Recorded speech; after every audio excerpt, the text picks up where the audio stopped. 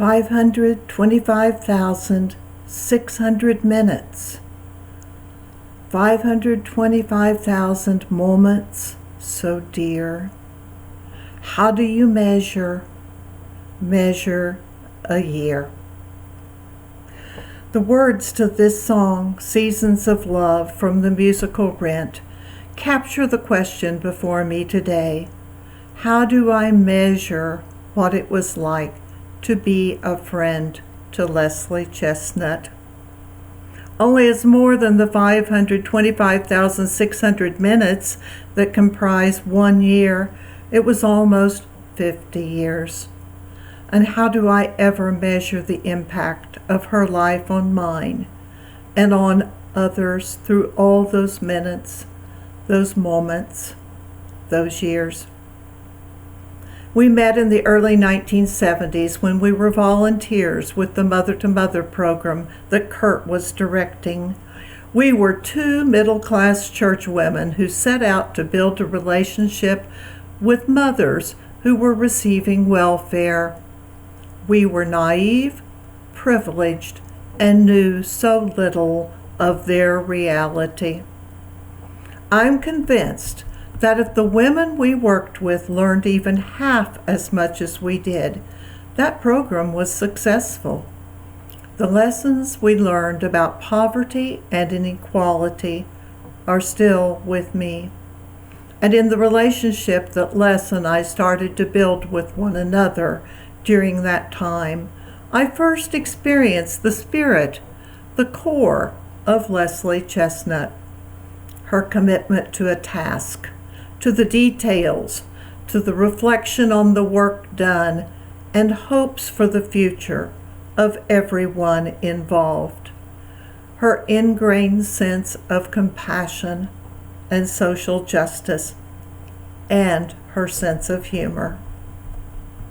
Our next venture together was working to start Bethany Community School, a huge undertaking. And as her longtime friend and fellow worker, Ruth Ann Fate, commented, Les was always there.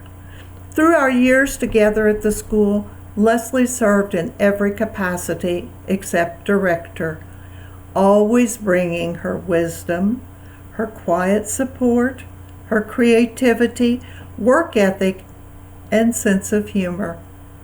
It was at Bethany that I started calling her my Leslie, sort of jokingly, following the lead of her nephew, Mark Davenport, who she faithfully brought to Bethany School when he was a very young child. He called her my Leslie.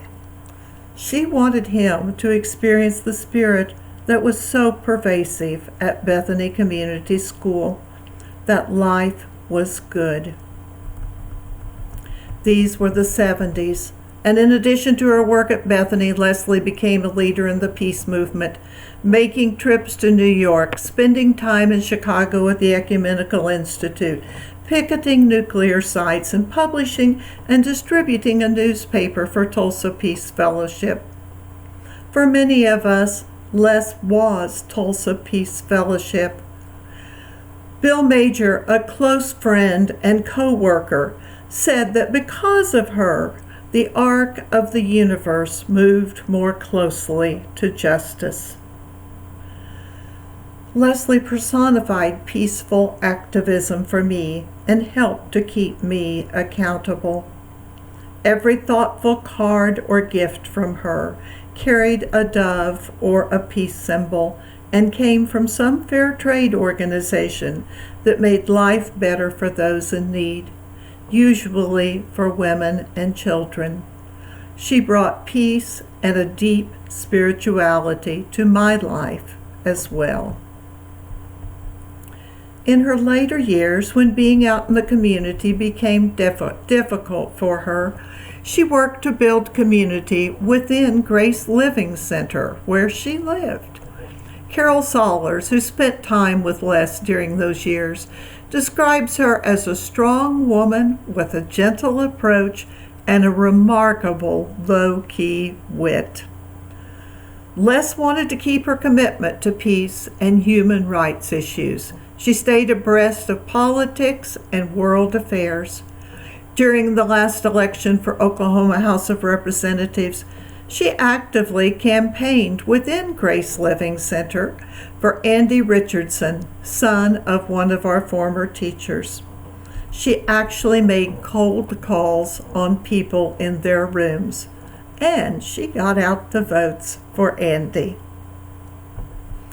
At the end of one of my last visits with her, instead of our usual goodbye hug, she took me by the shoulders and got right in my face. She looked in my eyes and said, "Peace be with you, Myrna." I held her in the same way and said, "Peace be with you, my Leslie."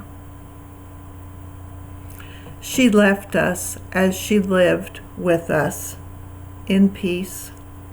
She consistently did the best she could, where she was, with what she had. How do you measure a life? A lifelong friendship with peace and love and gratitude. Peace be with you.